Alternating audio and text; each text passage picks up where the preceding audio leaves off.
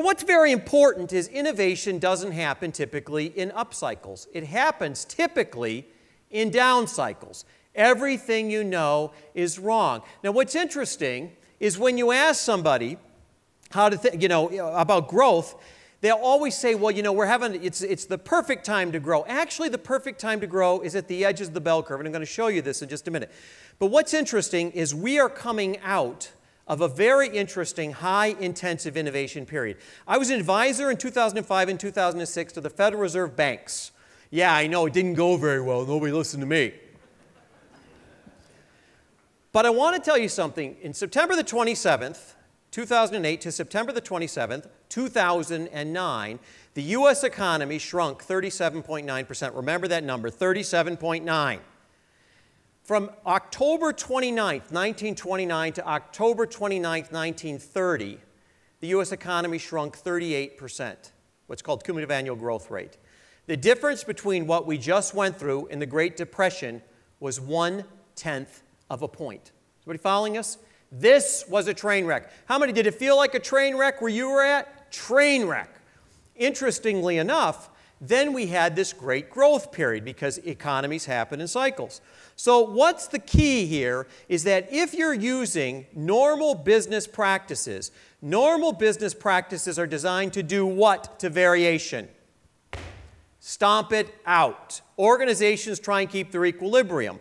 It is only when the organization either begins to fail or goes through an exponential growth rate that innovation happens. So if you want to grow, innovation isn't your best friend, it's your only friend, particularly in a high-wage economy. Now, I want to start out with every year I get asked to participate in these beauty contests. You read them in all the magazines. Jeff, what is the most innovative company in the world? Right? And I want you to think about for a minute what you believe the most innovative company in the world is. But I want to warn you about something because there's something I call the aura of innovation. If everybody says something is innovative, does it make it innovative? When we start looking at things like share price and growth rates, the answer is no, it isn't. So we're going to spend some time saying specifically what do we mean by innovation, and I want to show you some data. I want to start out with 3 lists, or the contemporary list of the most innovative companies in the world. I want to start out with the U.S. Department of Patents. IBM, Samsung, Canon, Sony, Panasonic, Microsoft, Toshiba, Hanhai, GE, and LG. Interestingly enough, each one of these lists has something called dominant logic.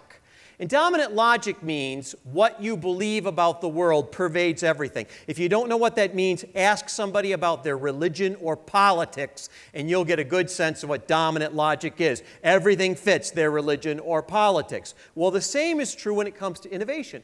So when you look at this list, the dominant logic for the U.S. Department of Patents is what? It's hard, lumpy objects. It's the number of patents that you have. Now, I want you to think about this for a minute. This is the engineering point of view. What are the competencies in having a lot of patents? You need 2 things. You need a lot of engineers and scientists, and you need what else? A lot of lawyers. Very good. So that's this list. Some of you believe this is what innovation is. Now, the next list comes from Forbes, and this is interesting because was Forbes a radical? Or was Malcolm Forbes kind of right of Attila the Hun, right? He's kind of a sort of a right, bare-knuckle business kind of point of view. Salesforce, Alexion, Amazon, Red Hat, Baidu, Intuitive Surgical, Rakuten, Edwards Life Sciences, Larsen Tuber, ARM. Interestingly enough, innovation to this group is what? It's money. Is it long-term money or short-term money? It's short-term money. What percentage of these companies were on the list last year? 8%. So it's money now. So this is hard, lumpy objects, is dominant logic. This is money now. You're beginning to see your bosses, aren't you? What your bosses want from you. Yeah.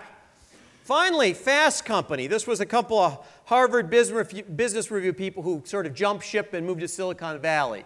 Google, Bloomberg, Xiaomi, Dropbox, Netflix. I don't even know how to say this one. Vanna, I'd like to buy a vowel, right? Nike, ZipDial, Donors Choose, and Yelp. Interestingly enough, in the 7 or 8 years they've been doing this, how many of these companies still even exist? What's the dominant logic here, other than put a pin in 300 miles around Silicon Valley? Interestingly enough, the dominant logic is what? It's fashion. It's Gianni Versace. It's Vera Wang. This year's pink is orange, or whatever it is, right?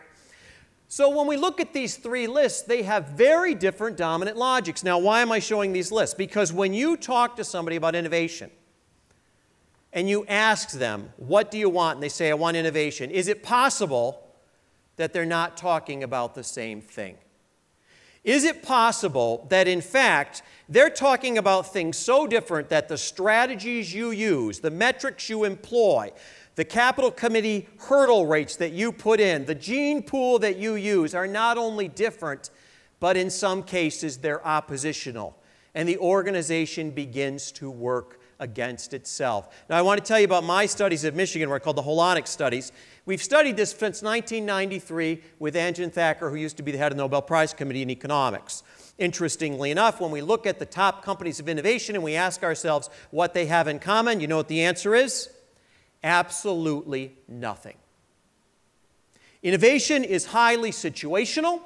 One size never fits all. I'm going to dispel some of our myths very quickly. First of all, innovation companies have very little in common. If you're trying to develop a new software application or you're trying to develop a restaurant or something that's going to fly for 50 years, it's very, very, very different. Two, money is seldom a barrier to innovation. Do you know that we believe the Fortune 2000 is now sitting on more cash than we've ever had in the history of humanity since the Roman treasury, the aerarium? We believe that the Fortune 2000 is sitting on somewhere between 4 and 5, wait for it, trillion dollars.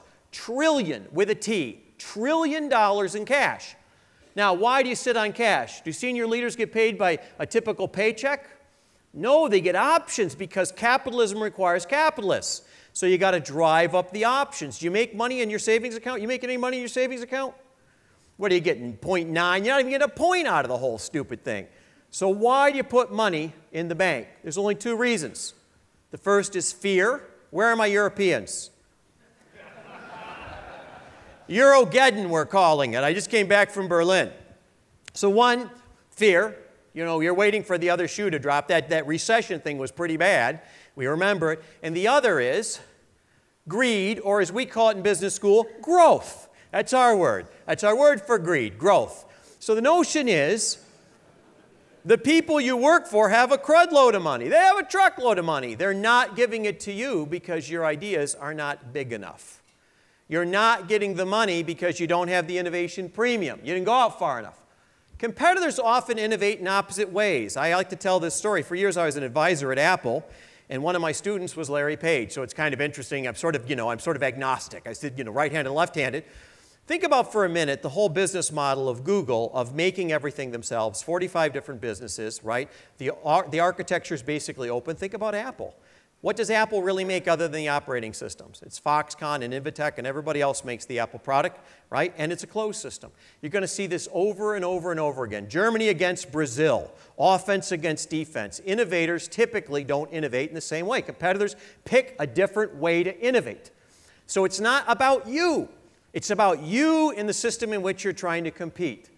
Incumbents seldom are first movers. Is anybody from a blue-collar neighborhood like I am? Is anybody from a blue, raise your hand if you're a blue-collar, came up and, oh, you're all patrician. Oh, not us, we're all beautiful. We don't stink. Yeah, I was a Teamster. I came to college as a wrestler. Interestingly enough, blue-collar people, only you can answer this. Who throws the first punch in a bar fight? The great big guy with a Budweiser jacket or the little guy with crazy eyes? The little guy. Why? Because if he doesn't throw the first punch, there will be no second punch. It'll be him hitting the floor. Now, we call this in business school first mover advantage. Now, why am I telling you this? Because you're benchmarking incumbents. That's like benchmarking the last person to leave this room during a fire. Right? You want to benchmark first movers, and first movers are always either companies that are failing or small nascent companies that got something to prove. Right? Breakthroughs almost never occur in the middle of the organization. They occur where people have a crisis. That's my Apple story. The other time they occur is when you're on a roll, when you're throwing sevens every time. Anybody watch the economy of China for the last 12 years? I've been going back and forth to China for 30 years. First time I went to China, I was arrested 300 miles in from Xi'an, right? Taken to the station because they took pictures with me. They'd never seen a white man. Yeah. So the notion is we're going to see these curves. What's the middle of your organization designed to do? It's designed to eliminate variation, and yet you want to launch your innovation initiative right through the middle. We're all going to do it. We're all going to get on board. No, it's going to suck. You start from the outside in, whether it's your firm or it's a social movement. Bad movements like Hitler and the brown shirt start with a small group. Great movements like Gandhi and the March to the Sea start with a small group. Innovation doesn't happen from the inside out. It happens from the outside in. Everything you know is wrong. Now, the one thing we do know about innovation, and I'm going to put a pin in this, is that when we start looking at the 32 places on the planet that produce most of the intellectual property in this world, we notice one thing. They're highly diverse. And the reason we think this is a key element is not to be politically correct. It's that innovation is not produced through alignment. It's produced through constructive conflict.